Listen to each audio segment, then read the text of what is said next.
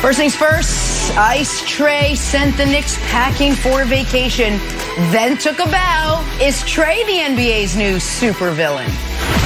Big changes in Boston, I'm sorry to admit. Will the Celtics be contenders after the shakeup in the front office? It was his doing, by the way, he wanted to leave. And the Lakers on the brink tonight. Can LeBron save their title chances? Good Thursday morning, everyone. Welcome to what should be a somber edition of First Things First. My guy has left the Boston Celtics. We'll talk about all that later. Jenna Wolfe, Nick Wright, Brandon Marshall, Kevin Wells. We got bigger things to discuss. Nick Wright, this is it. Elimination game, buddy. How you feeling this morning? You're right. Really tough spot for the Suns facing elimination since you know they can't beat LeBron in the Game 7. All the pressure on Phoenix. Start the show. 12 hours from now. We're going to do it, Brandon. We're going to start the show. Not with that, but with this. Yeah, Mavs, let's Clippers, start the show, Game Brandon. 5. Once again, the Luka show. 42 points on 37 shots for Luka. How about his fourth 40-point playoff game? And still, he didn't think he did enough. He said after the game he was disappointed in some of his shots. He didn't play great in the fourth quarter, but still had a fantastic game overall. It was more than enough, though, to beat Kawhi and the Clippers. Kawhi, by the way, who missed that game-tying three-point attempt in the final seconds if you were watching this game. Clippers lose. They now sit on the brink of another early exit. But, Nick, let's focus on Luka. Clearly the highlight last night. Is he the best player in the playoffs? Well, and Jenna, to be fair to Kawhi, I'm not certain we can say he missed a game-tying shot. That might have been a pass, because when it doesn't touch the backboard, the rim, or the net, you really don't know. Is that a shot or a pass? Who knows? But we can discuss Kawhi more later. That's some shade. Here's the thing, man. There is not another player in these playoffs that could have the Mavericks up 3-2 on the Clippers. The Mavericks are not a very good team. Kristaps Porzingis, before hitting a huge shot late, looked like he was just a spectator who had ambled onto the court. There's a time where Luka threw him the ball and he seemed shocked, like, oh, I'm playing. You've got Dorian Finney-Smith, who's a nice player, but he's out over his skis. They are starting Boban. Everybody loves Boban, but not to start in Game 5 of a playoff series. But none of it matters, because this 22-year-old Slovenian phenom goes 42, 8, and 14, and that actually understates his impact.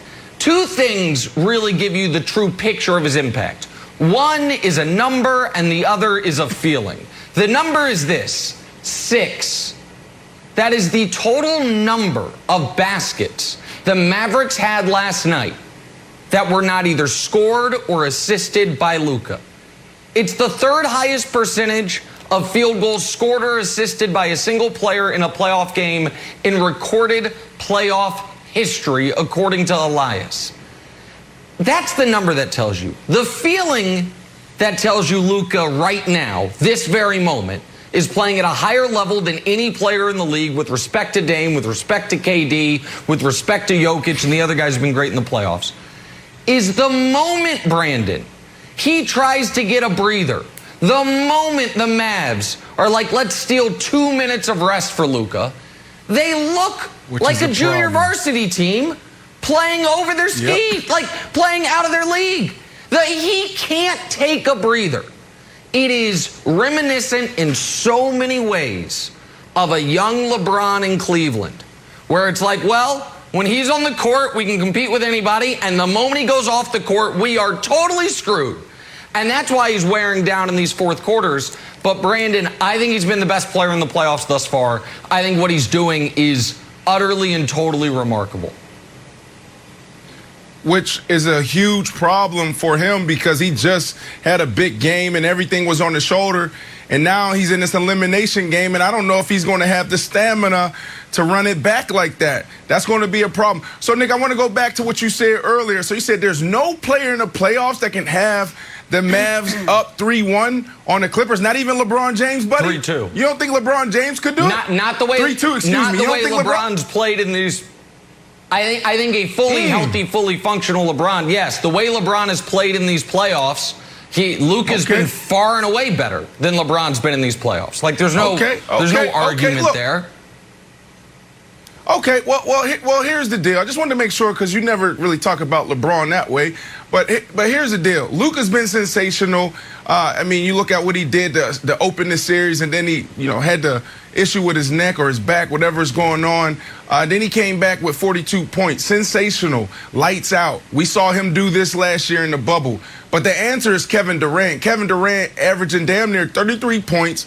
That's a career high in the playoffs. 50%. That's ungodly amount. 50% from three. That's a career high in the playoffs. And he has the pedigree. He has the experience. He has everything it takes to sustain that. So the answer is Kevin Durant. What he is doing right now, coming off of those injuries, not only, 2 years ago, the Achilles that sat him out for a very long time with almost 500 days, and then also what he dealt with this year is insane. So you got to go with Kevin Durant as the best player in the playoffs right now. Wow, Can I ask it's a just question? Sensational. So let me just ask a quick question, Brandon. What's Durant doing better than Luka? Because he's not. What is he doing better than Luka? Rebounding more, or assisting more?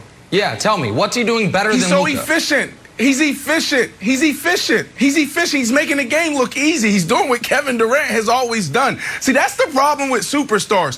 When you have done it at a high level for so long and you're super consistent, we tend to gloss over you. The same thing we do to LeBron James. Why isn't he MVP? Isn't he deserving of MVP this year? Why are we giving it to Giannis? It's the same reason. Kevin Durant has been doing this for a very long time. Now, these are career highs in the playoffs as far as 50% from three, 32 points a game in the playoffs, career highs. But we know what Kevin Durant is. He's already a playoff legend, and now he's just adding on top of that. Okay, yeah, that's fair. I think Wilds. I think KD's been great. I also think that we all agree the Clippers are a far better team than the Celtics. And KD, when you go into a Nets game, the Nets are so good with Harden and Kyrie, you can't work your entire game plan around stopping KD. The Clippers had one goal last night: stop Luka. They couldn't do it. They just flatly couldn't do it at any moment of the game. He was magical. So that's what I wanted to dig into. And I just watched Ty's post game, and I was like, was the plan to have Luka go off this much? If we can show the stats of like how dominant he was, and his usage rate is off the charts. Okay, so Nick, I thought from watching the game, I was like, is Ty Lue trying to run the sort of same game plan that Denver ran against Portland? Like, you know what? We can't stop this guy. Let him do his thing, but let's shut everyone else down. When you saw Luka had 42, Hardaway had 20, but everybody else is in single digits. Well, we had 9. Poor Kristaps Porzingis, who is a big star in New York and's got a big contract and doesn't like Luka anymore, had 8 points, and he had 5 points until he hit this 3 right here. So although this was a historically great game and Luka's playing out of his mind, I don't think the Clippers should feel that upset about this. They know if they're a few turnovers away from winning this game. Well, that's one way to look at it. Another way is they're down 10 with 2 minutes left. And the Portland strategy, the Denver-Portland strategy can work if you're going to score 140 points. But the problem is, and we're going to talk more about the Clippers later, one of the reasons Kawhi was so bad yesterday on offense is because he was spending so much energy getting cooked on defense. And so you can maybe say we're going to let a guy get 40. You can't say we're going to let a guy get 40 and 14. You can't do that. Like, they let Luka get everything he wanted, even though he's the only guy they have to worry about. And I know it says on the screen the 40-point go. But Brandon, he's 22. Go ahead, Brandon. And he's just different, Nick. He's that good. When you have a superstar like that, I don't know what you did and how you raised him, but there's some games it's just you can't stop him. And that was a game where you just couldn't stop Luka. So yeah, he's 22. I get it. You know, he doesn't have the experience, but it's Luka. We saw this last year in the bubble. So there's some games where guys are just magical and there's nothing you can do about it. Well, and the problem for the Clippers is it's been every game. It's been every game except for the game where the neck was really bothering him. Even when you account for that, he's averaging 35, 8, and 9. And there's just nothing, absolutely nothing they can do. And meanwhile, like when Brandon says it's Luka, he's just that good, that's what the Clippers thought they were getting in Kawhi. And instead, Kawhi happened last night to be about the 6th or 7th best player on the court. And now both LA teams are facing elimination. Both LA teams. One of them, luckily, has LeBron. He's been sensational. Stop that madness. He's been great all year. Stop that. See if Luka could do it again. Game 6 tomorrow night not last in night. Dallas. Take a bow, young fella. Take a bow. Trae Young, the young man, sent the Knicks packing. Is Trae the NBA's new supervillain? Discuss next. But first, Tom Brady. Oh, Tom Brady figured out TikTok. Check it out. All right, here we go. Let's run through some clips. Here we go. Drop back. End of the second quarter, NFC Championship game. Look at Scooter running by Bowling Green State University's finest. Spike that ball, Scooter. Show them what you got. We're not playing it safe. No risk it, no biscuit. Let's go. You guys remember this one? Fourth quarter, last chance in Chicago. I thought it was the second to last chance in Chicago, but apparently not. I don't think I've ever been as confused as I am in this moment right here. Look at that face.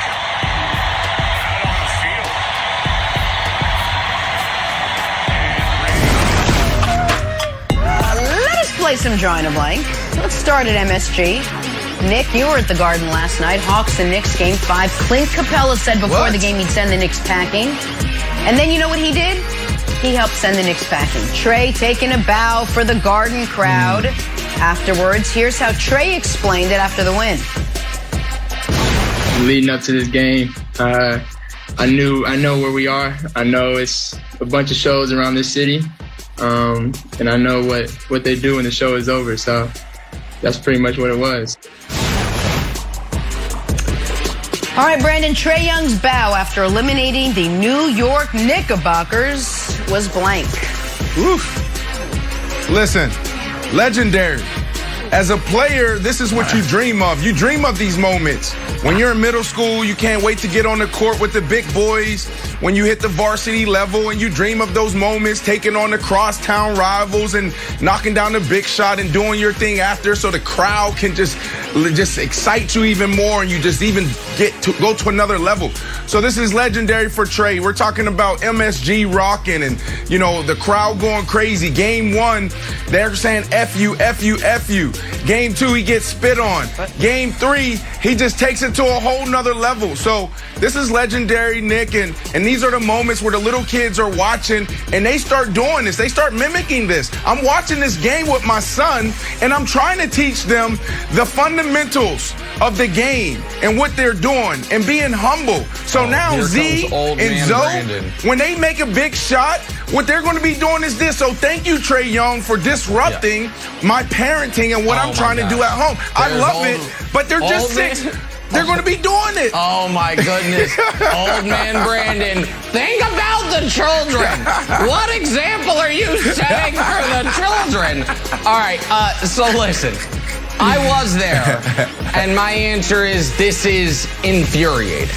He's an excellent player. This is a compliment, I promise. But he is so infuriating to watch because you know what he's going to do. You know how he's going to do it. And the defense at times seems powerless to stop it, even though last night I actually thought the Knicks did a decent job against him until the end. But also, Wilds, you know when I knew the Knicks were dead? When I wished I could have pulled my Knicks bet back was when I was walking into the Garden. And Wilds, you know what they were handing out as far as today's chant? It wasn't bleep you, Trae. It wasn't Trae Young is balding. It was we love Randall. And I'm like, oh, instead of trying to get in the opposition's head, you're actually just like, no, our alleged star is so in his own head, we need to do like a 18,000 person support group for him during the game. Like, oh, they're cooked. The Hawks are better. The Hawks know they're better. And it was infuriating to watch, infuriating to bet on. The whole thing was infuriating. 18,000 support group. You got a piece of paper, Xerox piece of paper that just said "We love Randall" on it. Like that was the officially. It said today. It's handwritten. Yes, it was today's chant. We love Randall. I'll send you a picture of it, and then a little paragraph about why they love him. I'm like, all right, guys, what are we doing? What are we chant the paragraph? No, it was an explanation, an explainer. I try to limit my screen time, but that seems like what the Jumbotron is for. I don't know if we're going to start killing trees to hand out "We Love Randall" pamphlets. I would have gone with Dipset at halftime. Congratulations, you went to a Dipset concert, also got a free basketball game out of it. Look, this totally backfired, and I think Nick touched on it. They tried to get into Trae Young's head, and Trae just was a true New Yorker of just like, keep it moving. You want to throw the ball at me? I don't care. Nerlens Noel, you want to bump into me? Keeping it moving. I think nobody's stock, maybe Luka, but we already thought Luka was amazing. Nobody's stock has risen higher to the point where Trae Young showed out in the world's greatest arena and now has proven, you know what? Not only do, negative influences from the crowd don't bother me, I actually like it. I want more of it. So good job, Trae Young. Right. Too bad you're probably going to get swept next round. Good job. Swept. What? All right, let's head to Philly. Yeah. Ben Simmons had a 19-point triple-double as the Sixers closed out the Wizards in Game 5 without Joel Embiid. Embiid has a lateral meniscus tear in his right knee that he will now rehab day-to-day for now. Still hopes of returning in short order in round 2, we shall see. Sixers hope Embiid can make it back. They're a totally different team with him on the floor. So, Brandon, the Sixers' chances to win the East, there you go, there you see it. The Sixers' chances to win the East are now blank. Oof. 10-11 without. I got to go with yeesh. Look, Nick, your finals pick, the Lakers, they're on the brink tonight. And now your team that you picked to make it out of the East, the 76ers, they're in trouble. Tear in the meniscus. This dude's a big boy, 7-footer. He can't put a lot of pressure on that. Without him, they have no chance. Look, my predictions have been spot on. My playoff predictions have been spot on. I may go with Trae Young and the Hawks over the 76ers if this boy can't make it back to the court. I don't know what, even if he does, Nick, how healthy will he be? What kind of impact will he make? And I've been riding high with him all year. I said he's the most dominant player in the NBA today. So without him, they have no chance, even going against the Hawks. Brandon, you're right. Your playoff predictions have been as good as anybody's in America, and I think you should. I want to give you full credit. So remind America who you have coming out of the West. Who's winning the West? I forgot. Tell me. The Clippers. Tell me. Okay. The Clippers. It's not over. Just checking. Lakers down 3-2, hanging by a thread. Clippers down 3-2. My playoff predictions have been perfect. Got it. No problem. Listen, the Sixers' chances to win the East are hanging by a meniscus.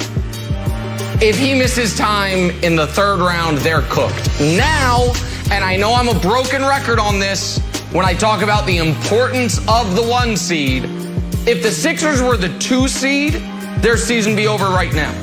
The fact that they don't have the Bucks this round, while Embiid might miss time and is not going to be 100%, and instead they have a Hawks team that I think they could beat without Embiid, gives them a real chance if he can get healthy-ish. But Wild's there. I mean, obviously, if Embiid's less than 90%, they can't win the title or win the conference, so they're hanging by a meniscus. Okay, I'm saying blowout city. Hawks beat the Sixers one time this year, and it's when everybody was out with injuries or a COVID protocol. Ben Simmons, who we always hear can guard all 5, doesn't have to guard all 5. Just needs to guard Trae Young and shut him down. So, I think the Nets-Bucks are just going to be a battle.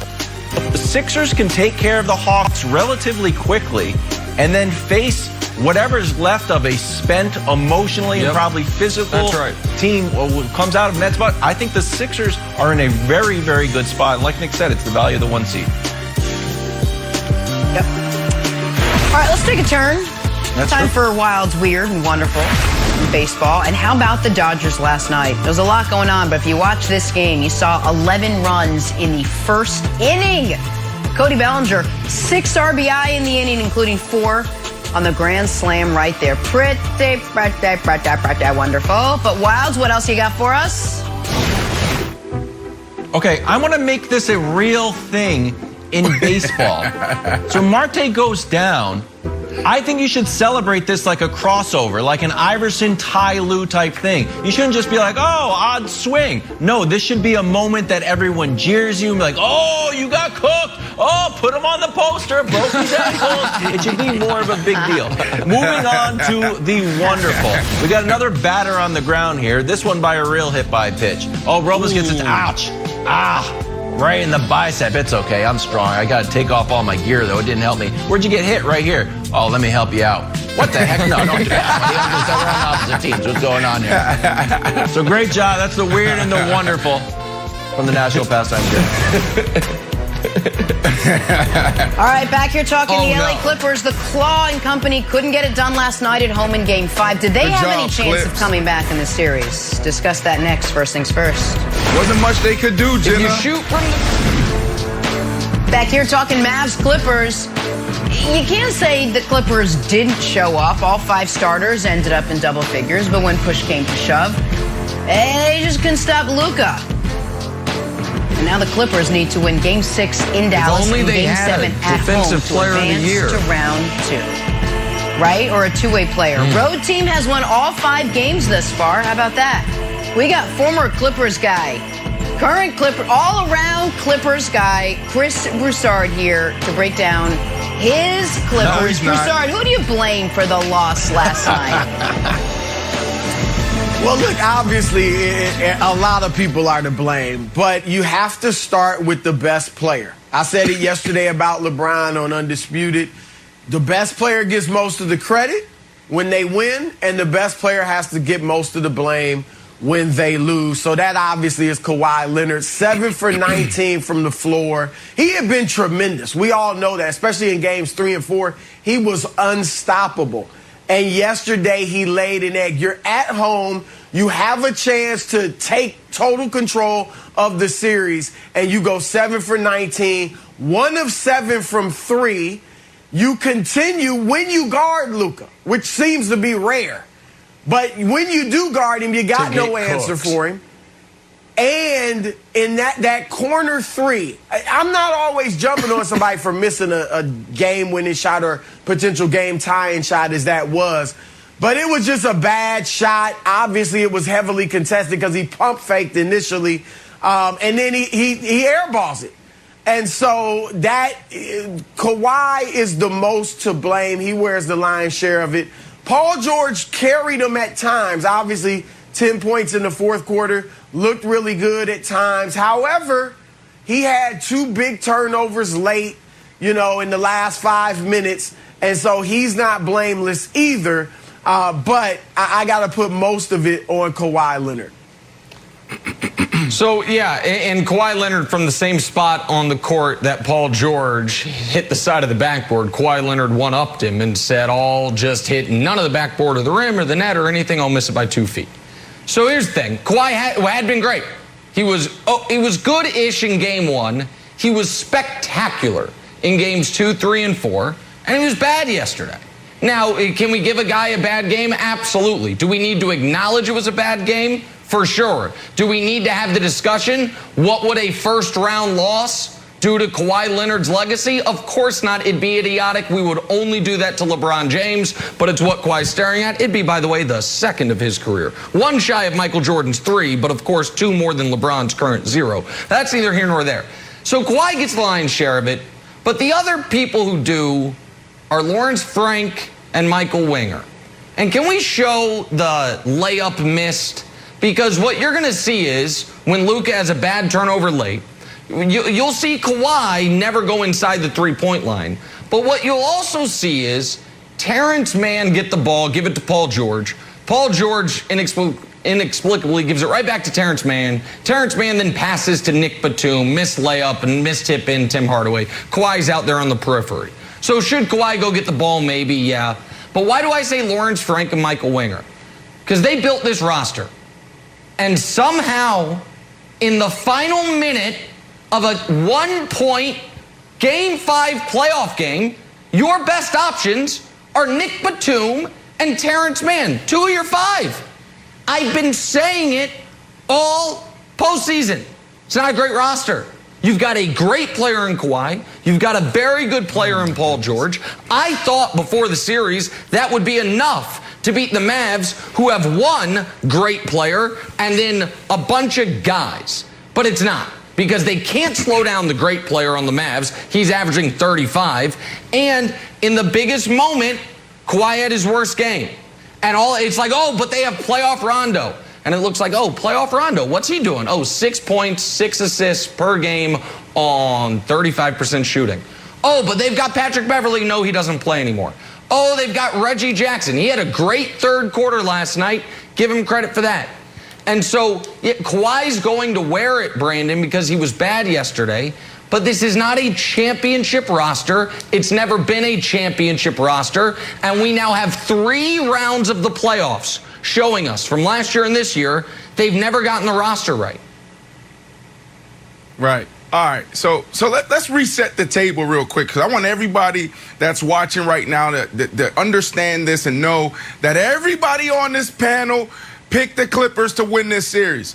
Nick, you abandoned them early after game 2. Chris, you abandoned them. You said it was over. Wilds, you went out there and you also said, oh, it's over. Look, it's not over. It's definitely not over. For you guys to criticize a Kawhi, Paul George, Reggie, playoff Rondo is taken away from Luka, a guy who's been sensational all series. A guy who's potentially going to be the face of the NBA in a couple years. Luka was magical, Nick. I don't know what you did with this guy in the offseason, raising him and as he was growing up, because you always talk about him being your stepson, your godson, or whatever you call it. But he was sensational. From the second 3 he made, you saw it in his eyes. You know when you just can find the bottom of the bucket, it's going to be there all night. This dude was phenomenal outside of a few minutes where he seemed a little tired. But you guys criticizing Paul George and the others and Kawhi and the others is taken away from him. If you look at the box scores, what you're going to see is you're going to see the Clippers. They played a really good game. They played a complete team game. The Reggie Jackson that you said after the first game, oh, Reggie Jackson's never been good in the play. He stepped up. He played well. All right. And then you're going to look at the other side and you're going to see guys just playing okay in Dallas and Luka being sensational. So Luka was the difference, Nick. Yeah, but it's Kawhi and Paul George's job to stop him. It's not golf. It's not like, well, I shot 11 under this round, but man, he shot 13 under. It's your job to stop him. So if one guy is annihilating you, then it's like, okay, who's supposed to be guarding him? Well, you've got Paul George, who, when they acquired him, you said was one of the best two-way players in basketball. You've got Kawhi Leonard, who once upon a time was the best defensive player in basketball. And last night, Kawhi Leonard, again, heavy is the head that wears the fake New Balance crown. And he tried to put it on. So now you've got, in Game 5, Wilds, you've got a guy who on defense, let me just finish this, then go ahead, Brandon. In Game 5, on defense, he got cooked. On offense, he was awful. And at the end of the game, he airballed the game-time shot. That happened. So you can't just be like, well, you know, he Brandon, tried. come on. Well, let me throw this out here. Let me throw. All right, that's fine. All right, that's fine. That point taken. But who stopped Michael Jordan? Who stops LeBron James? Who stops KD? Who stops Steph Curry? That's what we're dealing with. That's my point. It's like you guys are talking about this as if Luka. We're dealing with Michael Jordan now? Yeah, Luka. But Luka, guess what? Luka is going to go down as a top 10 player ever.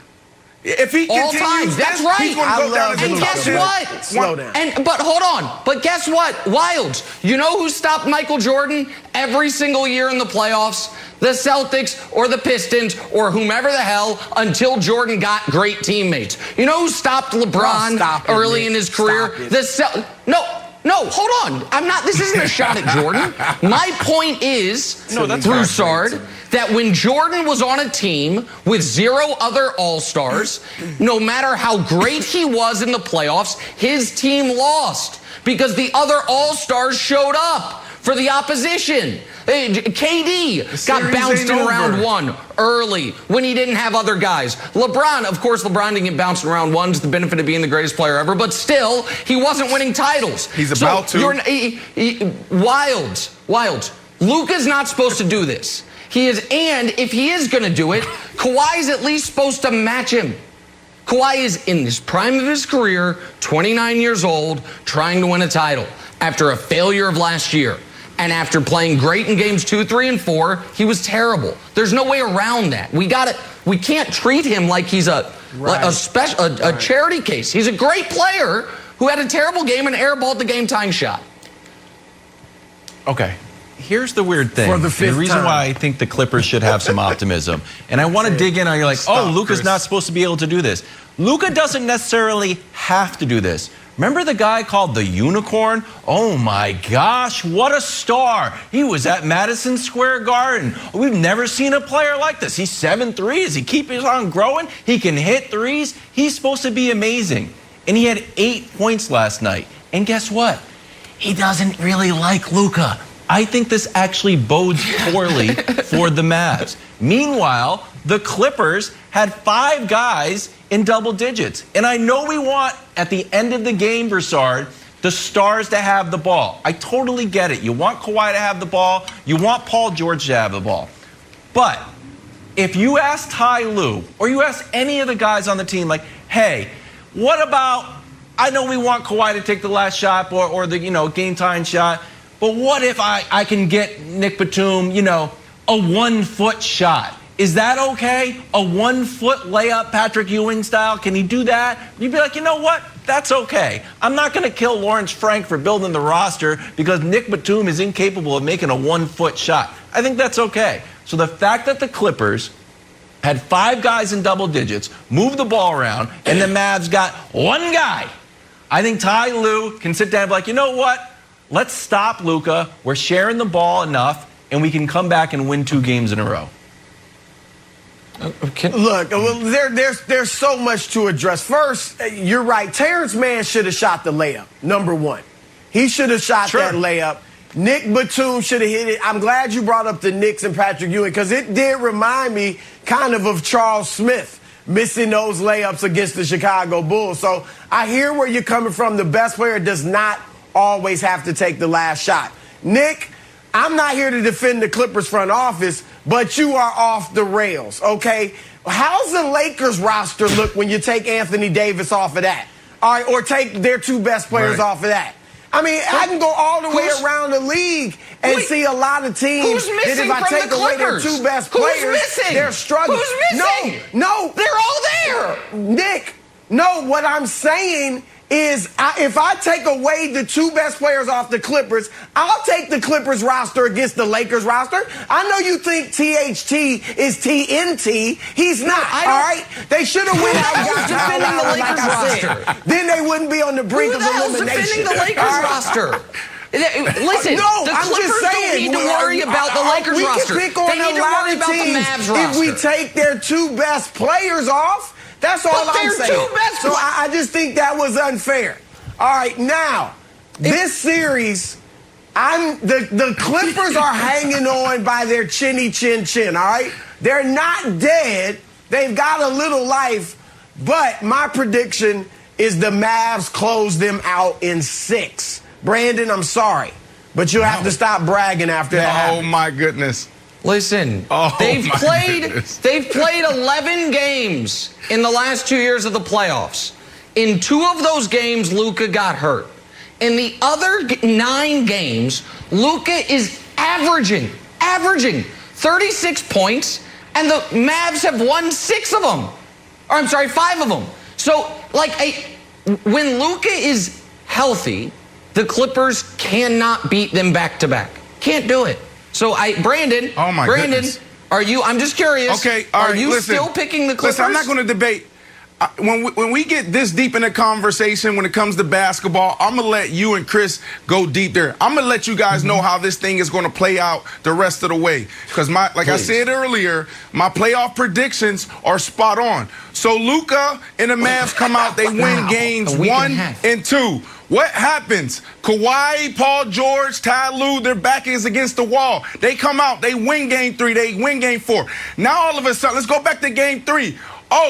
Luka is dealing with a cervical strain. I never heard of that. I played 13 years in the National Football League. 13 surgeries. Never heard of a cervical strain. What is that? How does that work? How do you rehab that? And all of a sudden, game 4, they win it. Game 5, they are tired. This is the problem, and this is why the Clippers will win game 6, and then you go to game 7, and I'm going to go with the champion. I'm going to go with Ty Lue, a champion. I'm going to go with a team that has playoff rondo. Let me tell you why. Your boy Luka, Nick, he's not in shape. So when you go back to game 3, we talk about the cervical strain. Okay. That boy was tired. Okay. He was tired. Okay. That's what all he's happened. doing is averaging now 35, 9, and 8. Brandon, you've descended into fantasy now. That's a take. That's a take. Now we're just making stuff up. We please take a moment and just appreciate the career that has been Danny Ainge. Look at that guy.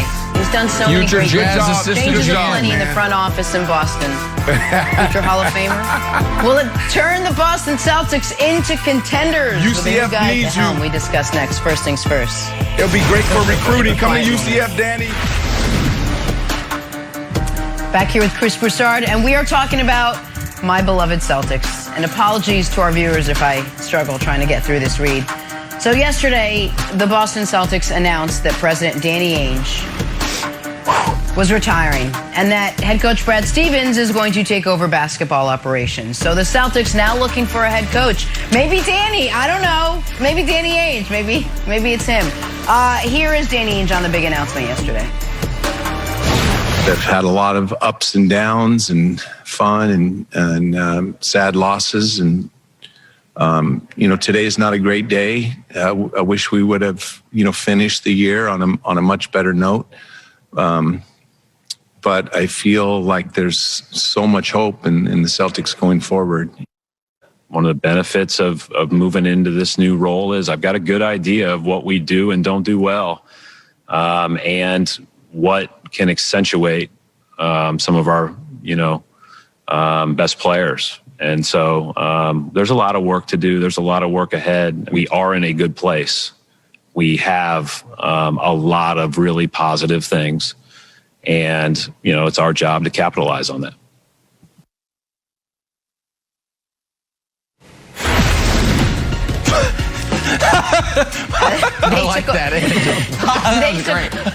They took a moment. They took a moment as well. They should take a moment to let it all sink in that Danny will no longer be with the organization. He might be on a consulting basis. Who knows? Anyway, Broussard, do you share Danny Ainge and Brad Stevens' optimism for the Celtics' future after the front office shakeup yesterday, the one that has me torn up? You know what, Jenna? I know Nick's going to get on here and act like the sky is falling in Boston. But I do share their optimism. I know the owner and Brad Stevens talked about, getting banner number 18 or die trying. I'm not saying banner number 18 is in the near future. However, they are still they've got great building blocks in Jason Tatum and Jaylen Brown, who any coach would love to walk into this situation. Their only bad contract is really Kemba Walker because he's got the player option 2 years from now at $37 million. Outside of that, their cap situation isn't too bad.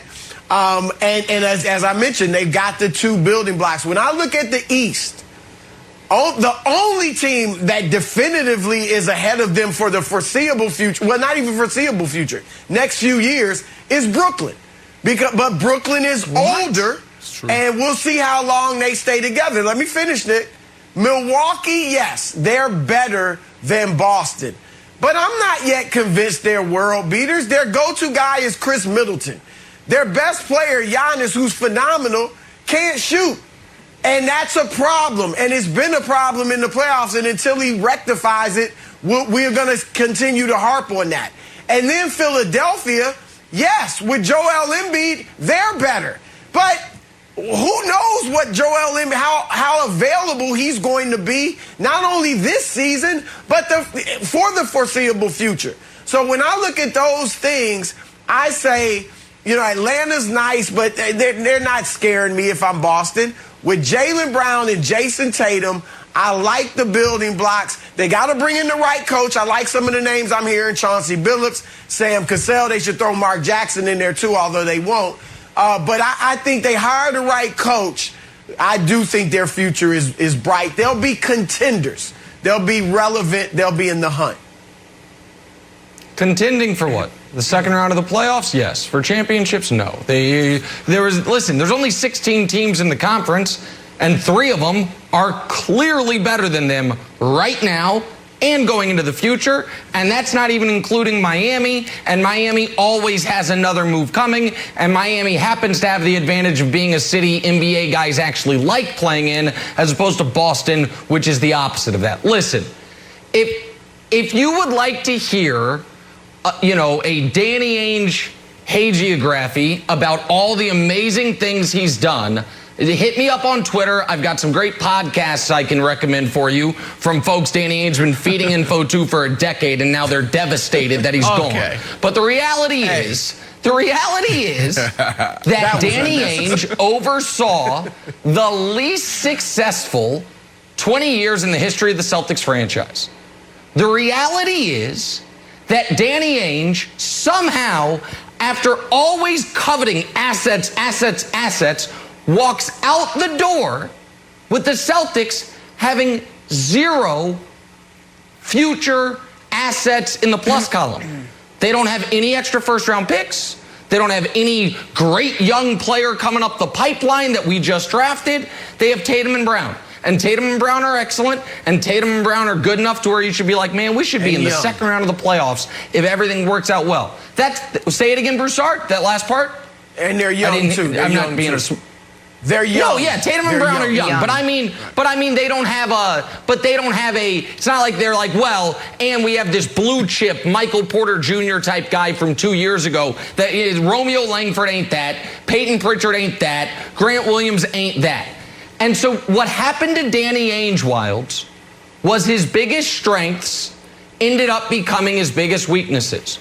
Danny Ainge won a title because he got a heist of a trade and then pulled off the greatest heist of a trade ever with the Brooklyn trade with KG and Pierce.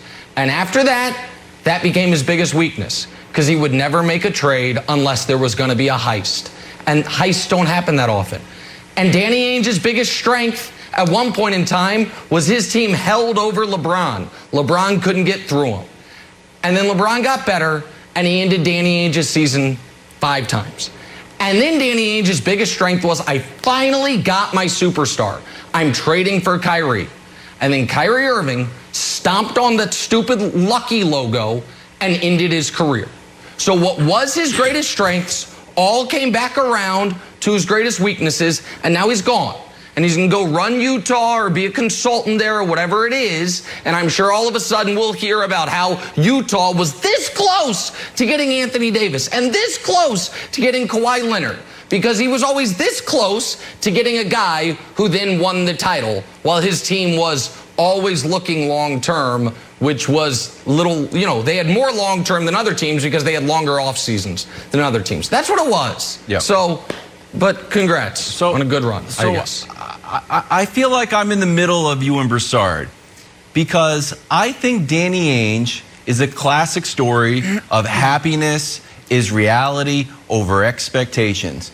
And Danny Ainge had huge expectations because it was the Celtics, because they were after banner number 17, which they got, and number 18, which they didn't get. But if you went back and immediately after Kevin Garnett said anything is possible and pulled Danny Ainge aside and said, hey, Danny, if we give you a decade plus, do you think we could get banner 18? I think Danny Ainge would say yes, and it didn't happen. And by that measure, he failed. And then when you get the Brooklyn trade and we hear all this assets and we're like, whoa, my goodness, heist of the century, you fleeced Billy King and you got good players out of it, but it was no banners. It's about banners. And Brandon, here's the other tricky thing that hasn't been discussed enough. Boston sports, New England sports doesn't happen in a vacuum. And for the better part of a century, the Celtics were the great franchise of not only the NBA, but in all of professional sports. And you know what? The Patriots were a joke, and the Red Sox were like the poster child for being losers. But then the century changed, and the Patriots became a dynasty, and the Red Sox won 4 World Series. And old Danny Ainge is there with his one trophy that him and Kevin McHale put together, and then everyone's looking around like, huh, what's up with the Celtics? And everyone gets a little bit antsy. Because if you look at 2 teams, and I'll end here, 2 teams got knocked out of the playoffs. The Knicks and the Celtics. The Knicks literally gave them a standing ovation. Great job. 4-1, we're out. The Celtics also went 4-1. You know what happened? Danny Ainge is gone, and Brad Stevens like, I'm out of here. It's the same result this year. But there's vastly different expectations. So I think Danny Ainge did a middling job, but the expectations were so great he wasn't able to get there. Yeah, and to your point, as far as one of those historical franchises, it's like growing up, and even when I made it to the league, when I was in the NFL, every time you saw a big name free agent, they were always there. They was always at the table, whether it was LeBron James, whether it was KD, meet me in the Hamptons, let's take you through our pitch. Now you got the guy, Nick, that you said was the problem, and Danny Ainge, and now he's gone. So now when you look at everything Chris said, I have to share the same optimism as Ainge and Stevens because of, everything he just said. I mean, you got to look at Kemba Walker, 2 years, $73 million, $77 million. What do you do with that? You probably need to move on. You got Marcus Smart sitting there, 1 year left on his deal. What do? Do you re-sign him? Do you trade him? And then you have Evan Fournier out there. What do you do there? Do you re-sign that guy? But you've said all year that he continues to make the wrong decision or make no moves at all. So now you remove him, and now you have Brad there. You have to believe a guy like that who's so respected on the court, off the court, will get it right. They have 2 building blocks that you can build on. This is an attractive destination, or at least it was. I don't know where guys are at now after Kyrie stomps on the logo, but it's always been an attractive destination for NBA players. And will continue to be so. Set that aside, because we got to talk about this guy right here for a little bit, Luka Doncic. Has he been the very best player in these playoffs so far? To be discussed. Next, this is First Things First. Back here talking Suns-Lakers. Game 6. Thanks, Jenna. You're welcome. The question coming in, will AD be ready to go? Still dealing with that groin strain he suffered in Game 4. Oh, just a little bit on the line here. I don't know, like maybe the King being on the brink of his first round exit ever, and Nick being on the brink of having to live with that. For the love of our show, AD, let's go. Here was the Brow yesterday on his health ahead of tonight. And hopefully, all the rehab and treatment that I'm doing, pays off, and the doctors clear me to go tomorrow. That's what we want. So. Like I said, getting more treatment tonight, tomorrow, and kind of talk to the doctor before a game, before and after our shoot, and hopefully everything comes back good where they clear me. So that's what we would hoping for. All right, Chris Broussard's back with us now. I'm going to keep it simple, Broussard. Game 6, Lakers Suns tonight. Who you got? Well, Jenna, that video of AD moving on the sidelines didn't give me hope. I'll tell you that much. And I didn't like AD in his press conference talking about if the doctors clear me. Hopefully the doctors clear me. He put a lot on the doctors. We had a doctor on my radio show, The Odd Couple, last night, and former NBA player. And they both said in a situation like this with the groin, a lot of times the doctor's going to ask you, how you feeling? You think you can go? Because it's that, it's not like you got a torn ligament or something like that where the doctor's just like, you can't play. And so I almost feel like AD was almost getting a scapegoat. Like, if I don't play, don't blame me. Don't say I'm not a warrior. Don't say, oh, that's typical AD. He's never healthy. So I'm just reading into that, but I think there's some truth there. Look, you guys are right. Brandon, Nick, I picked the Lakers to get out of the West before the playoffs started. But it always was contingent on LeBron and Anthony Davis being healthy. I'm not going to destroy Nick if Philadelphia doesn't get out of the East and Joel Embiid's out the rest of the playoffs. I mean, I won't destroy him that much. I'll use that in the equation, all right? I'll factor that in. But with injuries, all bets are off. So I think tonight the Suns close out the Lakers. I don't necessarily expect Anthony Davis to play.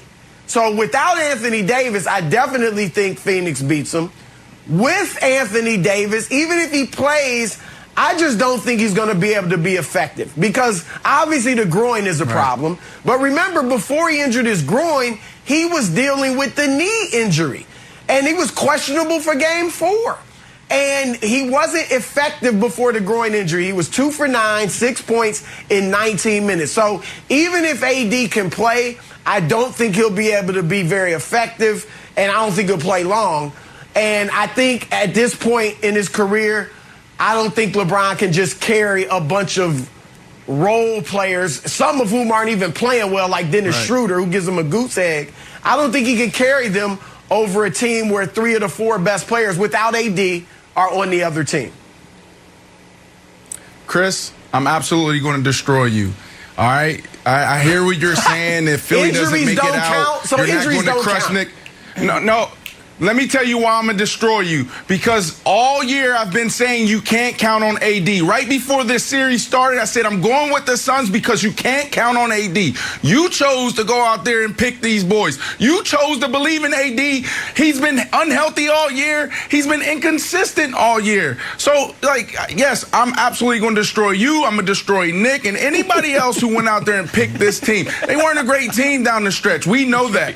So who wins tonight? The Suns win because you don't have AD and then you have LeBron. I do think LeBron James is going to be on fire. I do think he's going to play big. But this Suns team, they're young, they're fiery, and they're hungry. They want to get it done. They're a good team. There's a reason why they're the number 2 seed headed into this playoffs, Nick. So I'm going with the Suns, of course, to close out this series. Brandon, when you're going through the list of people to destroy for picking the Lakers to beat the Suns, make sure you include Brandon Marshall from Monday morning. Because once the Suns dealt with an injury, you also picked the Lakers. Once the Suns dealt with an injury, the series ended in midway through the second. No, that happened. It happened, Brandon. If you're not going to say Broussard is allowed to say anything about Anthony Davis, we all were here for it. I said it's going to be damn near impossible. I left a little bit out. Brandon, you gave us the second the series ended with 9 minutes and 19 seconds left in the second quarter of Game 1. The Lakers won So just make sure you include yourself on the list. Luckily, though, Brandon, you're not going to have to destroy any of us because the Lakers are going to win tonight. And that obviously, Wilds, is actually bad news for me. The Lakers winning tonight, because I'm not a Lakers fan, I'm a LeBron fan, and winning tonight is the worst thing that can happen to LeBron. Because what do we know? We know that first round exits don't count against you, but finals losses do.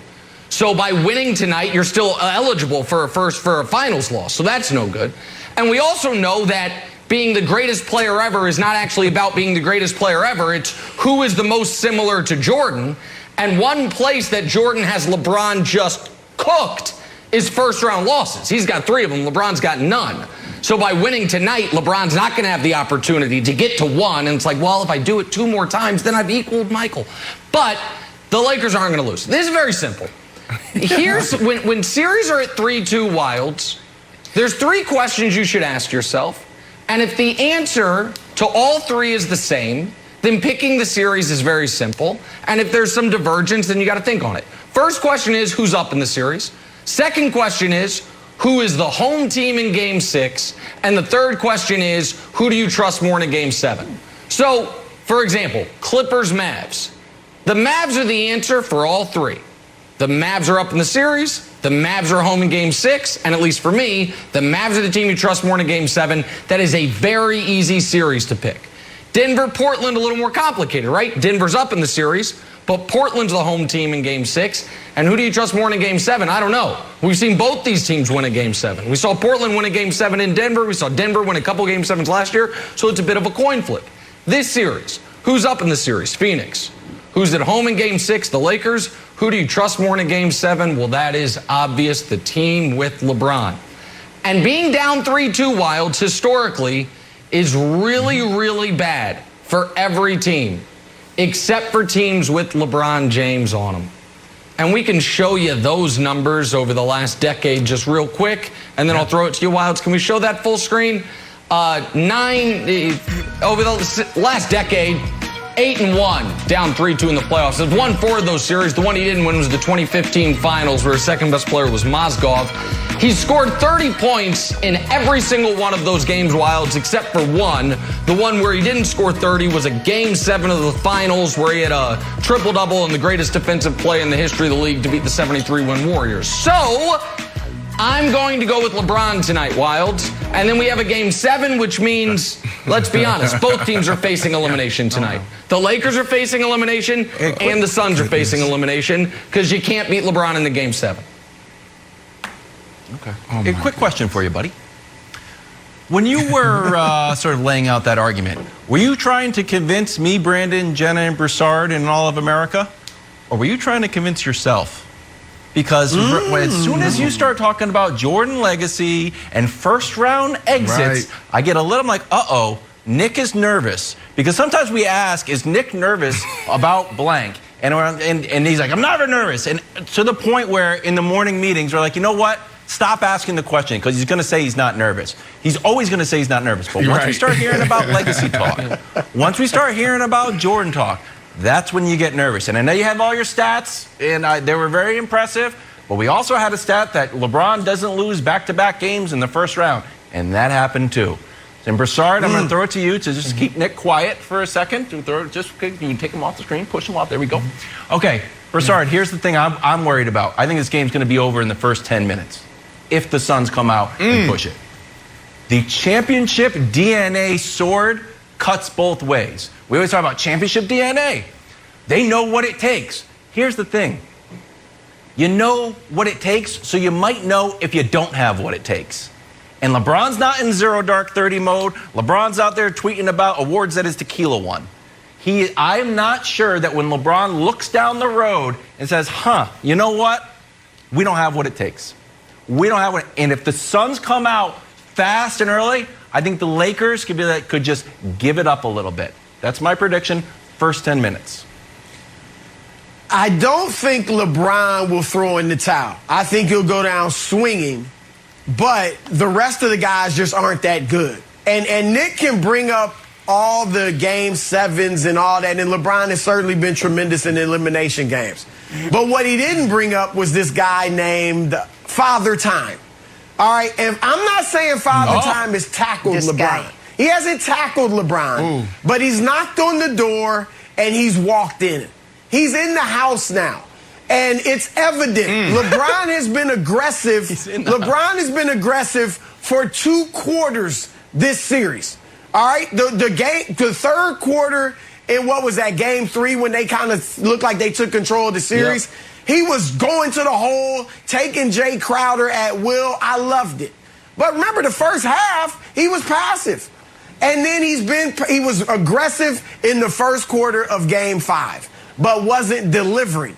He settled for the 3, and that's a sign of aging. Jordan, Kobe, they all shot far more jump shots as they got older. 43% of LeBron's field goal attempts in this series have been three-pointers. LeBron's not Steph Curry. He's not a great three-point shooter. He's a streaky one. But he continues to put up the 3 because Father Time is tapping him on the shoulder. Again, hadn't tackled him. This doesn't mean LeBron with other great players can't win a championship, but He's not about to just put everybody on his back and go 45-15 like he did in Boston, or 51-8-8 like he did in Golden State. Yeah, listen, I'm not ready to go there, Chris. I mean, Father Time is on everybody's back. But, you know, look at this season. LeBron James dealt with a big injury. That's why he's not there. Look what he was doing before, you know, he went down. He can still impact the game in a major way, whether it's shooting. Hell, he was shooting, you know, like Ray Allen this year. So he can still impact the game. We saw Michael Jordan develop that fadeaway shot and that jumper, and that extended his career. You always have to evolve as an athlete, definitely on the basketball court. But can we put the LeBron James archivist, the analyst, the chronicler, the LeBron historian on the screen? Yeah. It sounds like you're hedging your bet. That's what it sounds like. It sounds like you're trying to get ahead of the firestorm, the story that's going to come after tonight's game when they lose. Right. You're talking about, oh, LeBron James, he's never lost here, so this is a good thing for him. Like all these things that you're saying. Are you hedging your bet? Okay, Brandon, I know I'm the biggest gambler on the show, but you dabble. You should know enough about hedging bets that it is quite literally, even when it has been in my interest, something I've never done. If there was ever an opportunity to hedge the bet, I would have taken a page out of the Brandon Marshall book and said, injury happened, now my pick's off. Chris Paul down, switching the pick. I could have done it. Anthony Davis hurt, now my pick's off. I'm not hedging my bet. But to answer Wild's point and your point, it is not fear or nervousness or anxiety that you are hearing in my voice. It is vitriolic anger, because I saw my buddy Chris Broussard have to go on every show yesterday, other than this one, and preemptively defend LeBron's legacy. Because those are the questions being asked. What would a first-round loss do to his legacy? And I think it is, and I don't use this word lightly, an offensive question. They wanted to ask it on this show, and I nixed it because it's ludicrous. But I know it's coming. At some point, we are going to find a way, unless they win the title again. So it's anger you're hearing, Jenna, not fear, anger. All right, well, I'm going to have you bring that anger down just a little bit, just for a second, because I'm going to need you to hand out some NBA playoff medals. So just chillax. Trae Young up to his old tricks on Broadway last night. 36 points in Game 5. Took a bow for the Garden crowd, but just missed out on a medal from Nick. Nick, you good, buddy? Because I need you to tell me who made your medal stand today. Yeah, I'll do it very quickly, though, because we're running out of time. Ben Simmons, top 25 player in the league, acted like it last night. 19, 10, 11, getting his team maybe a little bit of rest so Joel Embiid's meniscus can get better. He gets a bronze as they move on. Silver medal, Donovan Mitchell. Broussard brought up a good point I hadn't thought of. Donovan Mitchell has not lost in these playoffs. His team did, but that's when he wasn't allowed to play. 36 and 10 in a dominant win over the Grizzlies. And the gold medal. You know, I thought about giving Luka the bronze for his second quarter, the silver for his third quarter, and the gold for his first quarter. They told me I'm not allowed. So he just gets one gold. 42, 8, and 14 for the best player in the playoffs thus far, Luka Doncic. There are your medals, Jenna, from last night in the NBA. Well done, well deserved. That's who made it, but Kevin Wildes, tell us who just missed the cut. Called veteran savvy from Dwight Howard, gets fouled, ends up putting the ball through the rope.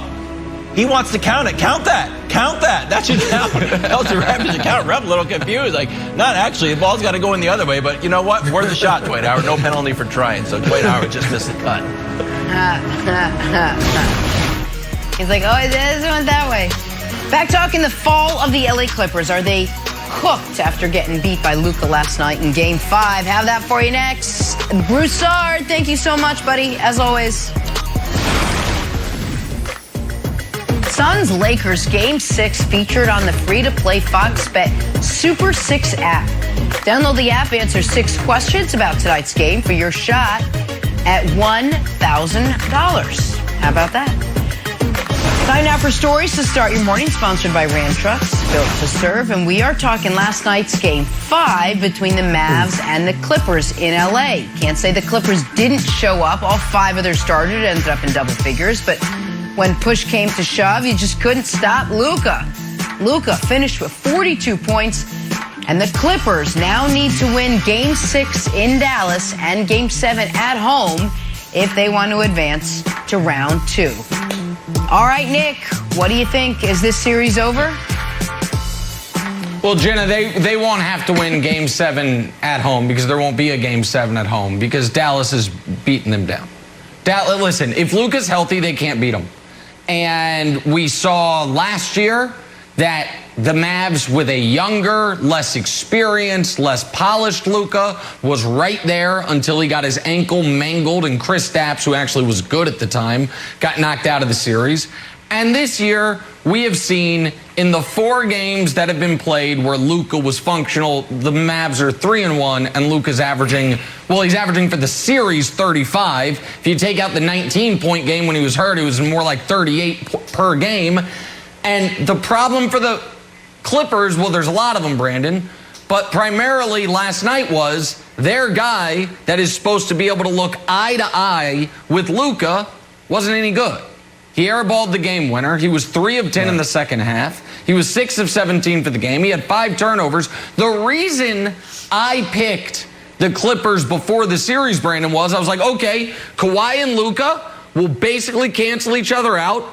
Paul George is the next best player by a mile, so that'll be enough. Right, that'll be the Clippers in 7. Right. Instead, Luka's been here, Kawhi's been here, and Paul George has been here, and Luka just keeps ascending. Big of a gap. So I don't.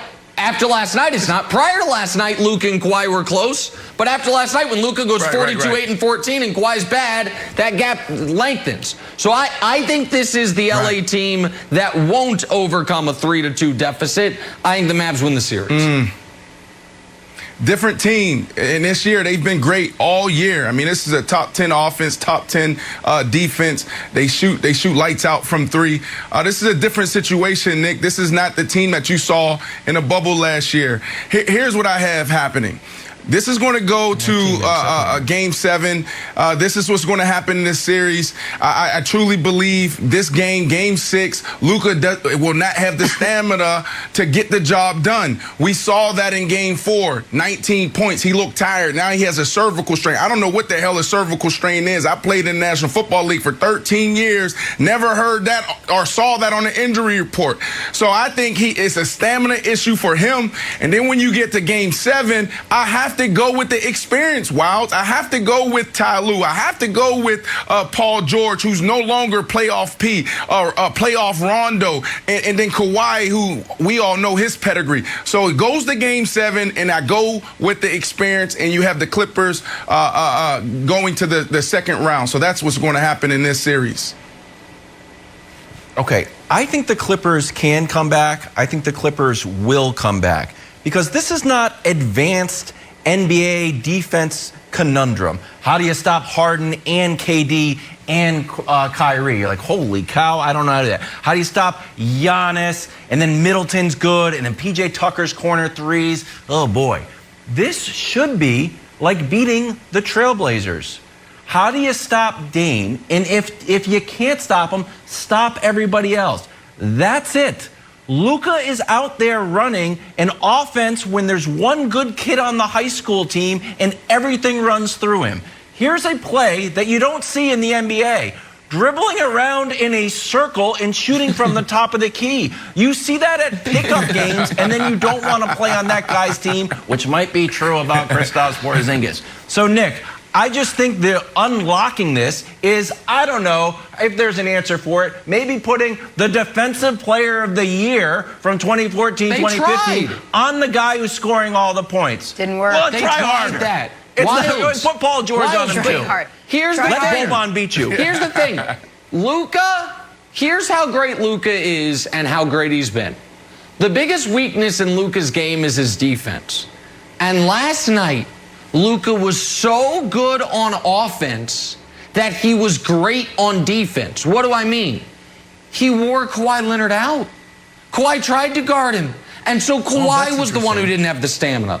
Kawhi's offense suffered because Luka's offense was so good that he had to expend energy trying to guard him. He's chasing him out there. And then at the end of the game, he's shooting 3 shots in the fourth quarter, and one of them airballed everything, and Rondo's yelling at him at the end of the game. Brandon's right.